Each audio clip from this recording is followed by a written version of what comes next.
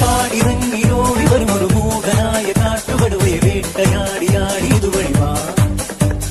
അമ്പു കൊണ്ടു കൊമ്പ് കുതിരണ വമ്പറുത്തു മാറ്റിയെറിയണ തമ്പുരാന്റെ തന്ത്രമൊരു ഞൊടിത.